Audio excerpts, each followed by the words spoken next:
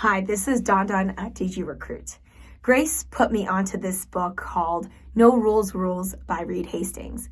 And it's just so amazing in so many ways because I'm learning so much about what works in a company culture. And it actually really reminds me of the time of the great days that I worked in the agency that I started my career out at and ended my recruitment career at, in terms of just ever having worked for one company. And I just remember the first 3 years were the best years that I ever had in the workplace, because so many of the things he talked about in the book, which was support from your management, constantly having a good amount of colleagues that were also very successful that you could learn from, what he calls high talent density. All of these things were what we had. And as the years went by, the company had to hire so many more people. They had to grow at X% per year. And it was really odd because I remember going through the missions days and the prep days where we would envision the year that we were headed into. And it was very much like, we just need to grow to like 10 to 15 people. Or like, we need to grow to X number of people. And there was no rhyme or reason. There was no real strategy around why that number was the number that we had to grow to. But inevitably, all those things kind of led to a decrease in my enjoyment of working there. And one of the examples I had that really reminds me of what the book is talking about is when managers get in your way. And at my firm, while in the beginning it kind of started out a little flat, where it was like me, my immediate manager, and then pretty much it looked like it was like the manager of the office, right? It looked really flat. And that gave me a lot of hope because I knew if I did really well, I could also potentially rise to that level faster. But then as the years went on, I got more and more managers. And these managers, as time went on, I outpaced my managers because they stopped producing. They stopped really doing anything except training a bunch of juniors or going top down.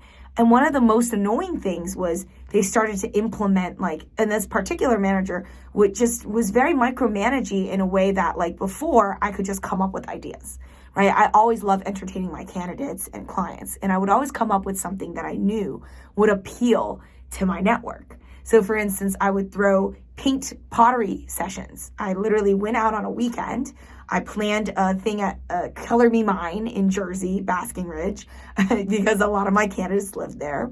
And I used that as a really cool business development tool, as well as a really nice kind of thank you and appreciate all my candidates, many of whom lived in Jersey. And I was like, let's invite you and your kids, and we're all come and paint together. Those were the ideas that really made me have fun at work and also had a very useful commercial purpose. And so I would throw little events like that. And then I had a really great idea because I had a lot of candidates in Jersey. I was like, why don't we throw a big barbecue, right? It's cost effective, where I don't have to spend any money on buying up office space or anything. I just have to literally book a park. And Jersey has tons of parks. I could have easily picked one, and I did the research, and it was very cheap. The whole event wouldn't have been over $400 or $500, and it would cover, I don't even know how many people, because the park is huge, right? You can invite a bunch of people, and we would eat hot dogs, and people would bring food, and it would be a really fun event that I could build around my whole network. Not only that, my colleagues could use this event, and we could all kind of invite all of our friends there. But my colleagues weren't really on board with this. They did not want to do this work of going out of their way to create events. I personally love that, and it was a big part of my my practice, and I still do that today to dominate and solidify my space in my market. Right. So I always love doing things like that. And I would take clients out to baseball games. I'd take their whole department out, and I went out to Ohio and did that once with a client. One time I went to Boston and would constantly bring my clients and candidates to my family's restaurant where we could just sit and talk and chat and get to know them. And we even did an office party and our family's restaurant, and all sorts of really great things like that. And unfortunately, this new manager who kind of started managing me, which very quickly demoralized me and really made me want to quit the firm, all of a sudden, didn't agree with this strategy. I did all the work. I planned it all out. Instead, his response to me was, why don't we order a yacht in New York And why don't we order a yacht so that all of your clients can come here instead? Or you know what? Why don't you run a whole survey to everyone in your network and figure out what they want? And then we'll do that. So ask them if they want bowling. And I was just like, this seems like a lot more work than actually me throwing the event. And me throwing the event, I was going to use this event as I usually do for business development purposes, as well as like just candidate golden looping, right? Hey, how's it going? Haven't talked to you in a while. I'm throwing this event. Would love to invite you. It's a good excuse to talk to people about, to generate business.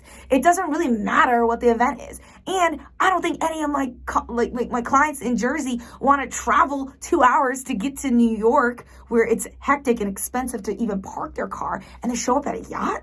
I work with middle-aged people who have families. They do not live that kind of lifestyle, nor do they want to. And they have kids, and they want to spend the weekends with their kids. What would benefit a family-oriented event other than a barbecue in their city where it's easy to get to, and guess what? Can network with other professionals in their space, right? So again, these ideas, when your employees have a good idea, don't shoot it down. Hear them out. And don't nitpick and don't look at all these sort of, that event would have been much more expensive than my event, right? So again, it's all about just giving your staff this opportunity to think outside of the box and support them financially. And that's another thing that was talked a lot about in the Netflix book is financial reward, right? Why we keep losing people in recruiting is because we don't give them enough reward, right? We benchmark everyone on the same platform in many companies.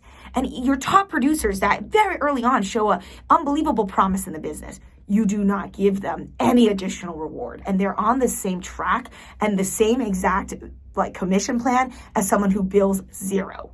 Right? And that's where you have the problem, because then the special people kind of don't have anywhere else to go because they're not being treated any different. There's no fast track to success, right? They get left behind in the noise because everyone at the top is too selfish to share that power. So I think all of these reasons lead to folks wanting to make a change, because the problem is not the industry. The problem is not the job. I love the job. There's no question about it. I still love the job.